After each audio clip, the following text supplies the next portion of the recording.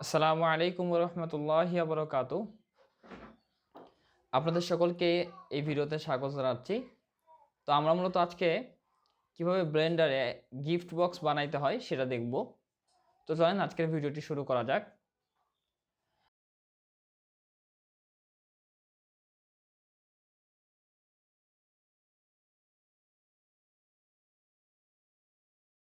তো প্রথমত আমরা ব্লেন্ডারে আসার পরে আমরা একটা কিউব নিব।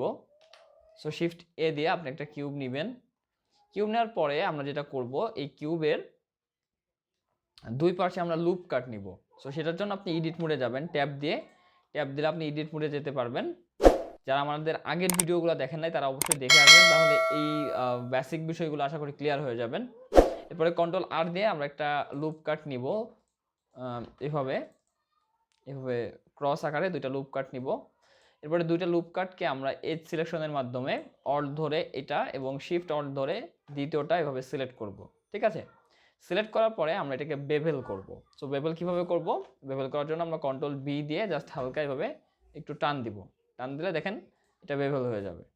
সো বেভেল হয়ে গেল। এরপরে আমরা এটাকে একটু এক্সট্রুড করব, মানে বাইরের দিকে একটু বের করব। সেটা করার জন্য আমরা এটাকে এক্সট্রুড ফেসেস অ্যালং নর্মালস এই অপশনটা ব্যবহার করব, যেটা আমরা গত ক্লাসেও দেখেছিলাম। সো আমরা ফেসেসে যাব এবং এখান থেকে এই অপশনটা ব্যবহার করব। তো এখান থেকে এটা ব্যবহার করাটা বেশ একটু ক্রিটিক্যাল হয়ে যায়। এজন্য আপনারা যেটা করবেন সেটা হচ্ছে কন্ট্রোল এফ প্রেস করবেন। কন্ট্রোল এফ প্রেস করলে এই ফেস মেনুটা আপনার এখানে চলে আসবে স্ক্রিনে, আপনারা দেখতে পাচ্ছেন। তো এক্সট্রুড ফেসে গেলাম নর্মাল, এখানে ক্লিক করবেন। করার পরে এখানে হালকা একটু এইভাবে বাড়তি করে নেবেন। বাড়তি করার পরে এখানে একটু খেয়াল করলে দেখবেন যে এই জায়গাটার ভিতরে হালকা একটু উঁচা হয়ে আছে, রাইট? এইদিকে কিন্তু নিচা এবং হালকা একটু উঁচা। এই প্রবলেমটা সলভ করার জন্য আপনি জাস্ট এই যে এখান থেকে এই মেনুটা ওপেন করবেন, ফ্লোটিং মেনু যেটা আছে এটাকে ওপেন করবেন এবং এখানে একটা অপশন আছে, খেয়াল করেন যে অফসেট ইভেন যখন আপনি অন করে দেবেন তখন দেখেন চারিদিকে সমানভাবে কিন্তু সব দিকে দেখেন সমান হয়ে যাচ্ছে জিনিসটা। ঠিক আছে, তো এই জিনিসটা অবশ্যই করবেন। তো আমি কন্ট্রোল জেড দিলাম আবারও, দেন আমি কন্ট্রোল এফ দিয়ে আবারও হালকা অল্প নিব, মানে অতিরিক্ত নেওয়া যাবে না। দেন এখান থেকে অফসেট ইভেন্টটা অন করে দিব। ঠিক আছে, তাহলে দেখবেন যেটা চারিদিক থেকে সমানভাবে আপনার এক্সট্রুডটা হবে। ওকে, আচ্ছা, এরপরে আমরা যেটা করব, আমরা ফেস সিলেকশন মোডে চলে যাব। দেন হচ্ছে আমরা এই ফেসটা ধরবো। এরপরে আমরা শিফট এস প্রেস করব। শিফট এস প্রেস করলে আমরা কার্সারের যে অপশন আছে সেটা দেখতে পারবো। তো আমরা যেটা করব, এখানে কার্সার টু সিলেক্টেড এই অপশনটা ব্যবহার করব। এটার কাজ হচ্ছে আপনার যে কার্সারটা আছে এই কার্সারটা মূলত এই ফেসের মাঝখানে চলে আসবে। তো আপনি এই ফেসটা সিলেক্ট করে আছি, দেন শিফট এস দিয়ে দেন কার্সার টু সিলেক্টেড দিব, তাহলে দেখেন এই কার্সারটা আমাদের এখানে চলে আসলো। এখন এখন আমরা যেটা করব সেটা হচ্ছে এখানে একটা কিউব নিব। কিউবটাকে ছোট করব এবং ওয়ান প্রেস করে কিউবটাকে উপরে তুলবো একটু, এবং কিউবটাকে আরেকটু ছোট করব, এটাকে এই বরাবর রাখবো এবং এটাকে এই দিকে একটু সরাবো, মানে এটার যে ইয়াটা আছে এই পর্যন্ত, এই যে এখান থেকে আমরা এটাকে নিব। ওকে, এরপর আমি এডিট মোডে যাব, দেন এই ফেসটা সিলেক্ট করে জি দিয়ে এক্স অ্যাক্সিসের এদিকে নিয়ে আসবো এবং এটাকে আমরা হচ্ছে আর একটু বড় করব। আর আমরা এই দিকটা আগে একটু ছোট করে নিব অবশ্যই।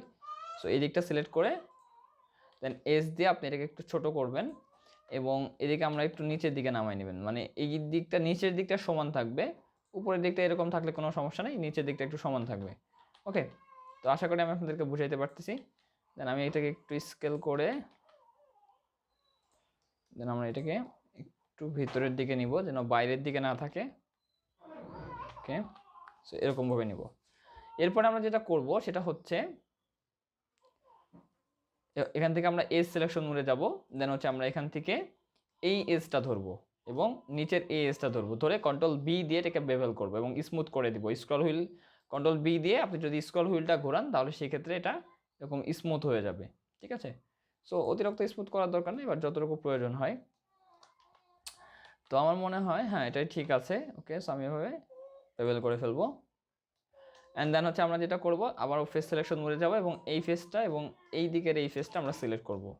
দেন আই দিয়ে ইনসেট করব হালকা, মানে যতটুকু চিকন রাখা সম্ভব হয়, যেহেতু এগুলো রিবন হবে।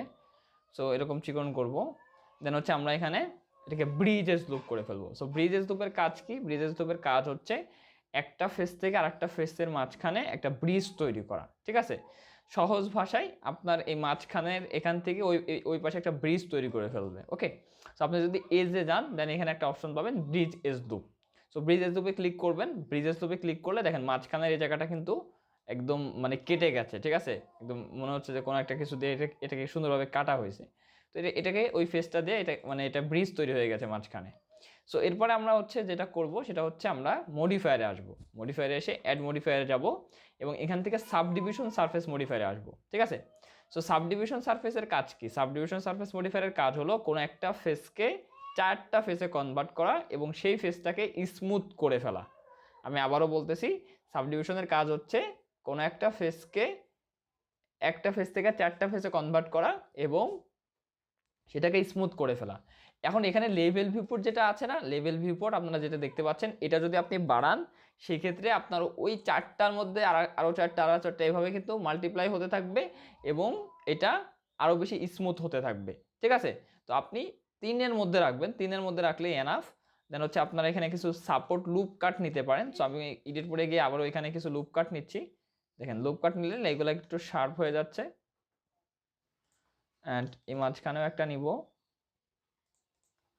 এবং এই পাশেও আমরা একটা লুপ কাট নিব। ওকে, সো লুপ কাট নেওয়া শেষ, আমাদের এটা তৈরি করা শেষ মোটামুটি। আর আমরা যদি চাই আর একটু কাজ করতে পারি, আমরা এটাকে সবগুলোকে সিলেক্ট করে আর একটু আমরা এডিট মোডকে এক্সট্রা মোড অন করে সবগুলো এটাকে একটু স্কেল করে দিতে পারি এভাবে, আর একটু ছোটো করে দেন আমরা একটু নিচের দিকে নামাই দিতে পারি, ঠিক আছে। আচ্ছা, এরপরে আমরা যেটা করব সেটা হচ্ছে আমরা এটাকে ডুপ্লিকেট করব। সো ডুপ্লিকেট করার আগে আমাদের যে অরিজিন আছে, এই যে হলুদ যেটা দেখতে পাচ্ছেন এটা হলো অরিজিন। এই অরিজিনটাকে 3D কার্সারের মাঝখানে নিয়ে আসতে হবে। তো সেটা করার জন্য আপনি রাইট ক্লিক করবেন এবং সেট অরিজিন থেকে 3D কার্সার করে দেবেন, অরিজিন টু 3D কার্সার।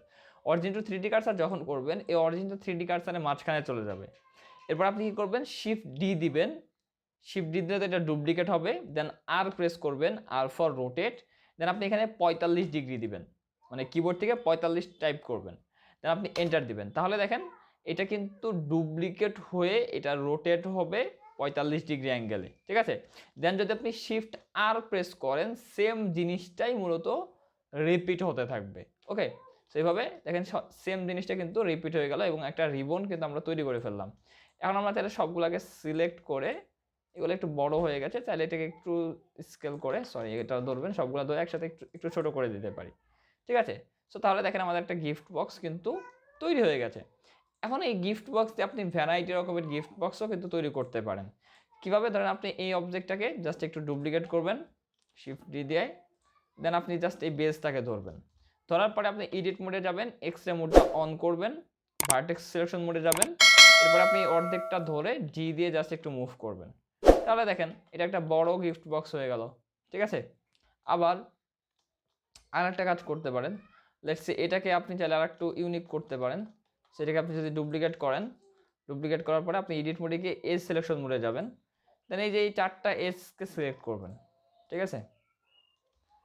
করার পরে দেন কন্ট্রোল বি দিয়ে এগুলাকে একটু স্মুথ করে দেবেন। সরি, এটা এটা দেন এটা দেন এটা, ওকে। সো দেন কন্ট্রোল বি দিয়ে আপনি এটা ব্যবহার করবেন এভাবে। দেখেন এরকম রাউন্ড হয়ে গেল।